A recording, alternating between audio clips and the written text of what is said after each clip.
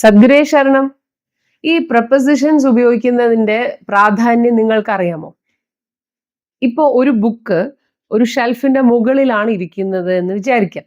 അപ്പോൾ നമ്മൾ അവിടെ എബവ് ആണോ ഉപയോഗിക്കേണ്ടത്, ഓവർ ആണോ ഉപയോഗിക്കേണ്ടത്? കൺഫ്യൂഷൻ ആയില്ലേ? അതുപോലെ ഒരു ബുക്ക് അവിടെ താഴെയുണ്ട്, അപ്പൊ അത് ബിലോ എന്ന് പറയോ അതോ അണ്ടർ എന്ന് പറയോ? അപ്പോൾ ഇങ്ങനെയാണ് ഈ പ്രപ്പോസിഷൻസ് നമുക്ക് ഉണ്ടാക്കുന്ന കൺഫ്യൂഷൻസ് എന്ന് പറഞ്ഞാൽ. ഇപ്പൊ പറയുന്നത് BBC-യിലെ ന്യൂസ് റീഡേഴ്സ് വരെ പ്രപ്പോസിഷൻസ് തെറ്റിക്കും എന്നാണ് പറയുന്നത്. കാരണം അത് കുറച്ച് ട്രിക്കിയാണ്. അപ്പൊ ഞാൻ നിങ്ങളുടെ അടുത്ത് ചോദിച്ച ക്വസ്റ്റ്യൻസിന്റെ ക്ലാരിഫിക്കേഷൻ ഞാനത് പറയാം. അതിനു മുമ്പ് നിങ്ങൾ അതിന്റെ ആൻസർ നിങ്ങളൊന്ന് ടൈപ്പ് ചെയ്ത് കമന്റ് ബോക്സിൽ ഇടണം ഇപ്പൊ തന്നെ.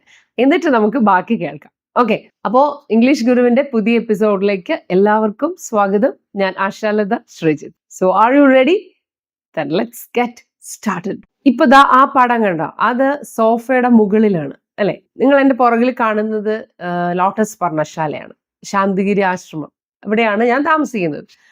ഇതിന്റെ പ്രമിസസിലാണ് കേട്ടോ. തൊട്ട് പുറകിൽ എനിക്ക് ഇവിടെ നോക്കിയാൽ പർണശാല കാണാം. ആ പർണശാലയുടെ ഈ വലിയൊരു പടം അത് എവിടെയാ വെച്ചിരിക്കുന്നത്? ആ സോഫയുടെ മുകളിലാണ് വെച്ചിരിക്കുന്നത്. അപ്പോ അതെങ്ങനെ നമുക്ക് ഇംഗ്ലീഷിൽ പറയാം? The picture is above the sofa. സോഫയുടെ മുകളിലാണ്. പ്ലെയിൻ എവിടെയാ പറക്കുന്നത്? ആകാശത്താണ്. മേഘങ്ങളുടെ മുകളിലൂടെയാണ് പ്ലെയിൻസ് പറക്കുന്നത് അല്ലെ? അപ്പോ planes fly above the clouds.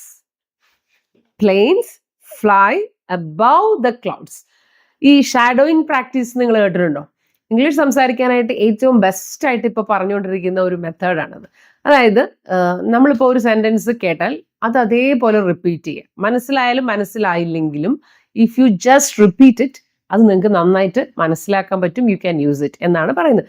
അപ്പോൾ അതുകൊണ്ട് ഞാൻ ഈ പറയുന്ന സെന്റൻസുകൾ നിങ്ങൾ റിപ്പീറ്റ് ചെയ്തോളൂ കേട്ടോ. The picture is above the sofa.